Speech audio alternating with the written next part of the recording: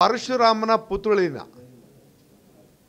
ಕಾರ್ಕಳದಲ್ಲಿ ಸ್ಥಾಪನೆ ಮಾಡಲಿಕ್ಕೆ ಸರ್ಕಾರದ ಹಣ ತಕೊಂಡಲ್ಲ ಪುಣ್ಯಾತ್ಮ.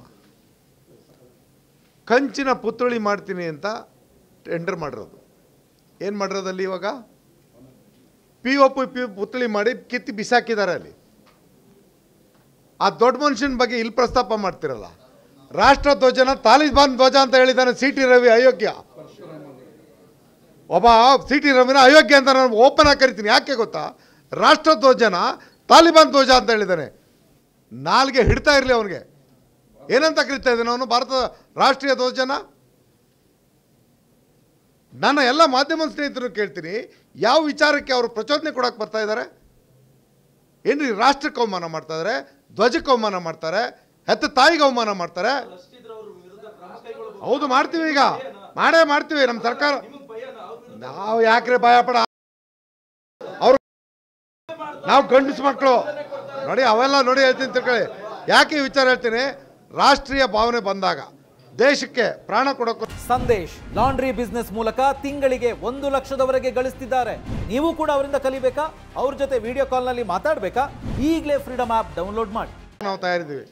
ಸ್ವಾತಂತ್ರ್ಯ ತಂದುಕೊಟ್ಟಂಥ ಪಕ್ಷದವರು ಇಂಥವ್ರನ್ನ ಭಾಳ ಜನ ನೋಡಿದ್ದೀವಿ. ಪರಶುರಾಮನ ಪುತ್ಥಳಿನ ಕಾರ್ಕಳದಲ್ಲಿ ಸ್ಥಾಪನೆ ಮಾಡಲಿಕ್ಕೆ ಸರ್ಕಾರದ ಹಣ ತಕೊಂಡಲ್ಲ ಪುಣ್ಯಾತ್ಮ.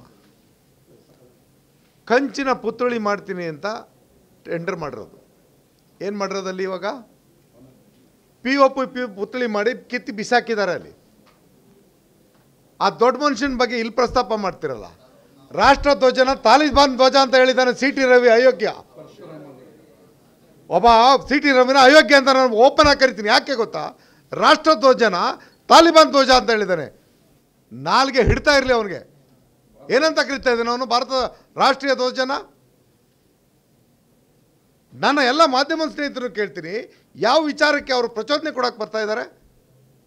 ಏನ್ರಿ ರಾಷ್ಟ್ರಕ್ಕೆ ಅವಮಾನ ಮಾಡ್ತಾ ಇದ್ದಾರೆ, ಧ್ವಜಕ್ಕೆ ಅವಮಾನ ಮಾಡ್ತಾರೆ, ಹೆತ್ತ ತಾಯಿಗೆ ಅವಮಾನ ಮಾಡ್ತಾರೆ. ಹೌದು, ಮಾಡ್ತೀವಿ, ಈಗ ಮಾಡೇ ಮಾಡ್ತೀವಿ. ನಮ್ಮ ಸರ್ಕಾರ ನಾವು ಯಾಕ್ರೆ ಭಯ ಪಡ? ಅವರು ನಾವು ಗಂಡಸು ಮಕ್ಕಳು ನೋಡಿ, ಅವೆಲ್ಲ ನೋಡಿ ಹೇಳ್ತೀನಿ ತಿಳ್ಕೊಳ್ಳಿ. ಯಾಕೆ ಈ ವಿಚಾರ ಹೇಳ್ತೀನಿ? ರಾಷ್ಟ್ರೀಯ ಭಾವನೆ ಬಂದಾಗ ದೇಶಕ್ಕೆ ಪ್ರಾಣ ಕೊಡೋಕ್ಕೂ ನಾವು ತಯಾರಿದ್ದೀವಿ. ಸ್ವಾತಂತ್ರ್ಯ ತಂದುಕೊಟ್ಟಂಥ ಪಕ್ಷದವರು ಇಂಥವ್ರನ್ನ ಭಾಳ ಜನ ನೋಡಿದ್ದೀವಿ.